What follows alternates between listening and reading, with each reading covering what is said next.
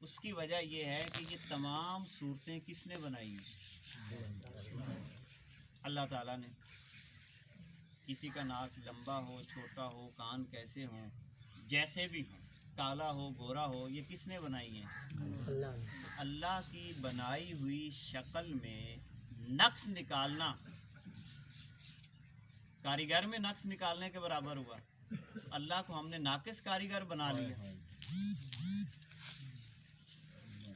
بلکہ انچی ٹیپ لے کے آج کل تو رشتے والے پھر رہے ہوتے ہیں کہ ناک اتنا ہونا چاہیے، آنکھیں ایسی ہوں، فلاں اتنا ہوں، ہونٹ ایسے ہوں، قد اتنا ہو. یہ ہمارے ہاں جو رشتے اس وقت باقاعدہ، او بھائی اللہ حضور علیہ السلام نے باقاعدہ دو ٹوک لفظوں میں دو باتیں ارشاد فرمائی ہیں. یہ اسی بنیاد پر کہ حسن کی بنیاد پہ جس کو تم سمجھتے ہو حسن، اس بنیاد پہ نکاح کرنا ہی نہیں. بلکہ ساتھ فرمایا کہ ہو سکتا ہے جس حسن کے پیچھے تم پڑے ہو اور اس حسن کی بنیاد پہ تم نے نکاح کیا ہے وہی تمہارے گھر کو برباد کر ڈالا. سبحان اللہ. اور دوسرے نمبر پہ فرمایا وَلَا تُزَوِّجُ النِّسَاءَ لِأَمْوَالِهِنَّ، مال یہ بھی کسی انسان کے اختیار میں نہیں ہے. کتنے لوگ ایسے ہیں صبح کو مالدار ہوتے ہیں، شام کو غریب ہوتے ہیں. اللہ ایسی آفت بھیج دے معاذ اللہ.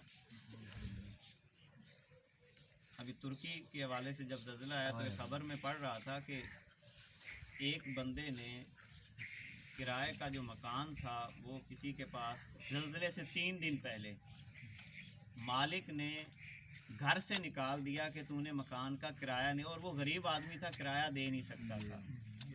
زلزلہ آیا، ٹھیک 3 دن کے بعد اسی خیمے میں وہ مالک مکان بھی آگ سیک رہا تھا اور وہ بندہ بھی آگ سیک رہا تھا، اس کا مکان بھی گیا. اللہ لمحوں میں کیا سے کیا نہیں کر سکے. تو مال تو انسان کے اختیار میں نہیں. اور دوسری بات دیکھیں کہ کیا میں اور آپ جتنے افراد یہاں پہ بیٹھے ہم اللہ سے یہ طے کر کے آئے تھے کہ میں نے فلاں گھر میں پیدا ہونا ہے؟ کہ ایک بندہ یہ طے کر کے آیا تھا کہ میں نے فلاں نمبردار کے گھر میں پیدا ہونا ہے یا فلاں ایک موچی کے گھر میں پیدا ہونا ہے؟ یہ طے کر کے آیا تھا. اللہ کی مرضی. اس کا مطلب ہے یہ بنیاد ہی نہیں ہے. نہ حسن بنیاد ہے، نہ مال بنیاد ہے. حضور نے فرمایا کہ اگر تم بچوں کا نکاح کرو تو یہ دیکھو کہ اگلے کا اخلاق اور دین کیسا ہے. سبحان اللہ. ہم دیکھیں کہ ٹھیک ہے جی پولیس میں لگا، رشوت لے کے کما کافی لیتا ہوگا، ٹھیک ہے جی نکاح کر. یہ نہیں دیکھنا کہ کیا متقی ہے یا نہیں، پرہیزگار ہے یا نہیں. تنخواہ ہو 50,000 اور دوسرے دن BMW لے کے پھر رہا اور ہم کہیں گے بڑی ماشاءاللہ، اوپر سے کہیں گے ماشاءاللہ. بھائی 50,000 تنخواہ لینے والا BMW کہاں سے لے سکتا ہے؟ کنال کا بنگلہ کہاں سے بنا سکتا ہے؟ ہم کہتے ہیں جی بڑا ماشاءاللہ جی ویل ایجوکیٹڈ لوگ ہیں اور فلاں لوگ ہیں تو اس لیے ہم نے نکاح کر دیا. ہمارے معیار ہی جب بدلے تو اللہ کی رحمت کہاں سے آئے؟ لہذا یہ اصول جو ہم نے خود بنائے، جس کا خمیازہ ہم بھگت رہے ہیں، اور ہم ذاتی طور پر بھی سکون میں نہیں، ذاتی طور پر بھی سکون میں نہیں. بادشاہ وہ ہوتے ہیں جو دلوں کے بادشاہ ہوتے ہیں، وہ اصل بادشاہ ہوتے ہیں. اور حضور علیہ السلام نے یہ باقاعدہ ارشاد فرمایا کہ اصل بادشاہت کیا ہے. حضور نے فرمایا کہ بادشاہت یہ نہیں ہے، مشکات المصابیح کی روایت ہے، بادشاہت یہ نہیں ہے کہ تمہارے پاس پیسہ اور جائیداد زیادہ ہو. بادشاہت کیا ہے؟ وَلَٰكِنَّ الْغِنَىٰ غِنَى النَّفْسِ. حضور نے فرمایا بادشاہت یہ ہے کہ بندہ دل کا بادشاہ، کہ روکھی سوکھی کھا کر بھی کہتا ہو کہ یا اللہ تیرا شکر ہے. کسی کے آگے یوں نہ کرتا پھر رہا ہوں کہ میں غریب ہوں، میں مر گیا، ہائے ہائے ہائے ہائے. یہ تو اللہ کو پسند ہی نہیں، یہ بالکل اللہ کو پسند نہیں. اللہ تعالیٰ بڑا بے نیاز ہے. میں نے پہلے بھی یہ عرض کی کہ ہم سارے ٹھیک نہ ہوں اللہ کو کوئی پرواہ نہیں. ہم ٹھیک ہوں گے ہمارا فائدہ ہوگا.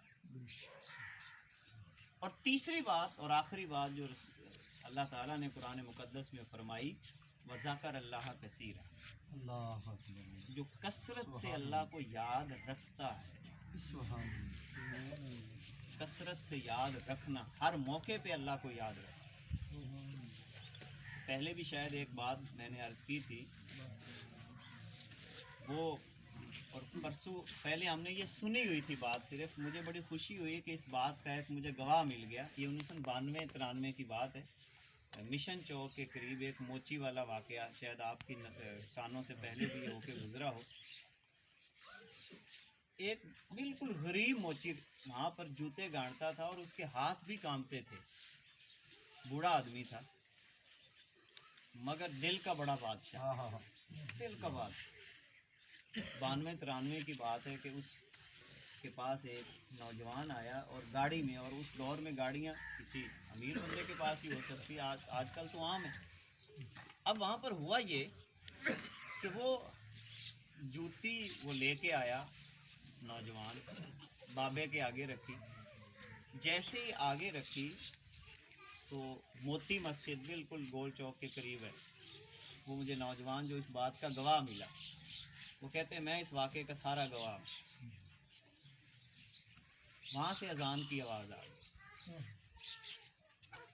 بابے نے جوتی رکھی، یہ خودداری، یہ ہے اصل چدراہٹ، میں اس کو سمجھتا ہوں۔ حالانکہ بندہ غریب ہونا تو کوئی امیر گاہک آ جائے تو زیادہ چودھری صاحب بیٹھو، جناب بابو صاحب بیٹھو، نہیں تھوڑی جوتی گڈی جاندی فلاں فلاں، یہ ہم خود بھی اصل میں نکمے ہیں نا، ہم بھی چاپلوسیاں کرنے لگ جائیں۔ ہر بندہ اوپر والے کی چاپلوسی میں لگا ہوا ہے۔ بھی تعریف صرف اللہ کی، عزت تقوی کی بنیاد پر ہے۔ جتنا مرضی کوئی سورما سامنے آ جائے، بڑے ہیلی کاپٹر سے اتر کر آ جائے، اللہ کا نافرمان ہے تو آپ کے لیے کوئی ضروری نہیں ہے اس کی عزت کا۔ سبحان اللہ۔ آپ کو وہ روٹی دے گا، روٹی تو اللہ نے دینی، اور ہم اسی بات کے پیچھے اپنی زندگیوں کو برباد کر رہے ہیں، برباد کری جا رہے ہیں۔ بابا کہتا کہ پتر جتی پالش کروانی تو انتظار کرنا پڑے گا۔ بابا جی کتنے چلے جی؟ میں حج کرن چلے، یہ اس کا جملہ مجھے پہلے اس جملے کا نہیں پتا کہ میں حج کرن چلے ہیں۔ تو نوجوان کہنے لگا بابا جی عجیب بات کر رہے ہیں، ہاتھ آپ کے کانپ رہے ہیں، پلے کچھ ہے نہیں، اور بات بڑی کر رہے ہیں کہ حج کرنا۔ وہ کہتے پتر غریب بندہ اوتھے تا جا نہیں سکتا، پر غریباں دا یہی آج ہے کہ اللہ بلا رہا ہے تو مسیطے چلے جاؤ۔ سبحان اللہ، سبحان اللہ، سبحان اللہ، یہ غریباں دا حج ہے، یہ ہے جن کو اللہ یاد ہے، سبحان اللہ، جن کو اللہ یاد ہے، اللہ کی یاد کے لیے تڑپتے ہیں، وہ اللہ کو ناراض نہیں۔ یعنی ہماری صورتحال دیکھیں نا، یہاں پر ایک ضمنی بات بھی عرض کروں، صبح موڈے تے صافہ دھوتی کسی، کدھر چلے جی؟ تاریخ ہے، تاریخ تے چلے، کیوں جی؟ جج دا سمن آیا بھی نہ جاؤ گے تو کیا ہوگا؟ فیصلہ خلاف آ جائے گا۔ او بھائی تو کدھر جا رہا ہے جی؟ نمبرداراں دے ڈیرے چ ایس ایچ او آیا، انہیں بلایا ہے، نمبردار صاحب نے بلایا ہے۔ اچھا نمبردار کی اتنی حیثیت ہو گئی، اور اللہ کی نمبردار جتنی بھی حیثیت نہیں ہے۔ اندازہ لگائیں، اللہ بلائے تو گھر میں بیٹھے ہیں، اللہ کو کوئی حیثیت نہیں دے رہے، جج کو حیثیت دے رہے ہیں، ایس ایچ او کو حیثیت دے رہے ہیں، اللہ کو جب آپ اس کو حیثیت نہیں دو گے تو وہ آپ کو حیثیت دے گا؟ فیصلہ تو خلاف آنا ہی آنا ہے نا، پھر حالات بگڑنے ہی ہے نا ہمارے۔ یہ فیصلے ہمارے خلاف اسی لیے آ رہے ہیں اللہ کی طرف سے کہ ہم اس کی طرف جائیں گے۔ بابا جی کہنے لگے حج کرنے جا رہا ہوں۔ اچھا وہ نوجوان بیٹھ گیا، بابا جی نماز بھی کہتے ہیں بڑی تسلی سے پڑھتے تھے، تسلی سے نماز پڑھی، واپس آئے تو دیکھا کہ وہ نوجوان بیٹھا ہوا، جب آپ جوتی پالش کروائی، بابا جی آدھا شناختی کارڈ تھا دینا، بابا جی نے اسی طرح کارڈ دیا۔ چند دن گزرے تو، اور ان پڑھ بابا تھا، ان پڑھ ہمارے ماحول کے اعتبار سے، لیکن جو اسلام کی تعریف ہے وہ سب سے بڑا پڑھا لکھا انسان، سبحان اللہ، تعلیم یافتہ تھا۔ وہ نوجوان جو مجھے گواہ ملا، کہتے میں پوچھا بابا جی کدھر؟ کہتے پتر کاغذ آیا نا، کوئی میں نے خط آیا ہے، کہتے وہ میں نے دیکھے تو اس کے اندر پورے حج کے اس کے معاملات۔ سبحان اللہ۔ اب اس نوجوان کے دل میں کس نے بات ڈالی کہ ایک سادہ سا بندہ اللہ سے اتنی محبت رکھتا ہے اور اذان کے بلاوے کو ہی حج سمجھتا ہے، اللہ تعالیٰ نے اس کا کتنا بھرم رکھا کہ اسے اپنے گھر میں بلا لیا۔ سبحان اللہ، یہ ہے دل کے سودے۔ اللہ ہم دل نہیں دے رہے اللہ تعالیٰ کی ذات، ہم نے دل پر اپنے نفس کا قبضہ رکھا ہوا ہے۔ ہم اللہ کی یاد میں روتے نہیں، ہم رسول اللہ صلی اللہ علیہ وسلم کی محبت میں آنسو نہیں بہاتے، ہم صرف باتیں کرتے ہیں، طنز کرتے ہیں، باتیں کر کے آگے چلے جاتے ہیں، کبھی سنجیدگی سے۔ اور ہماری دیکھیں دوستیاں بھی بڑی عجیب سی ہیں، یعنی ہماری دوستیاں بھی غلط بنیادوں پہ قائم ہیں۔ دوست اس کو بناؤ کہ جو تمہیں اللہ تعالیٰ کی ذات کی طرف لے جائے۔ سبحان اللہ۔ ایک سادہ سی بات میں عرض کر کے اپنی گفتگو کو ختم بھی کرتا ہوں، یعنی جو بندہ اللہ کا نافرمان ہے، میں ایک مثال اسی لیے سامنے رکھی، باقی ساری آپ مثلا آپ 2-4 دوست بیٹھے ہیں، آپ مسجد کی طرف جانے لگے، اذان کی آواز آئی کہ اب بیٹھ جائے یار کوئی گل نہیں، پڑھ ہی لائیں گے نا نماز، یا ویسے اس نے کوئی بات کر دی۔ اب اس کا مطلب یہ ہوا کہ جو آپ کو اللہ کی طرف جانے سے روک رہا ہے وہ بندہ اللہ سے مخلص نہیں ہے۔ تو جو اپنے اللہ سے مخلص نہیں ہے آپ کے ساتھ کیسے مخلص ہو سکتا ہے؟ تو ایسے غیر مخلص بندے کی دوستی کا کیا فائدہ؟ دوست اس کو بناؤ جو آپ کو اللہ تعالیٰ کے قریب کرے، سبحان اللہ، اللہ صلی اللہ علیہ وسلم کے قریب کرے، آپ کے دل کے اندر مدینہ منورہ کی محبت کو پیدا کرے، عشق رسول صلی اللہ علیہ وسلم کی محبت، آپ کی محبت میں بہنے والے آنسو آپ کو عطا کرے، وہ اصل دوست اور بیلی ہوتا ہے۔ سبحان اللہ۔ یہ وہ چند باتیں تھیں جو آج کے درس کے اندر آپ کے سامنے ذکر کرنا مقصود تھیں، اس نیت اور ارادے کے ساتھ کہ شاید کہ تیرے دل میں اتر جائے میری بات۔ یہ درد سبحان ہے، اللہ، امت کا درد آپ سمجھیں، جب تک درد سمجھیں گے نہیں، علاج نہیں کریں گے۔ یہ ہم سب کا مشترکہ درد ہے کہ ہم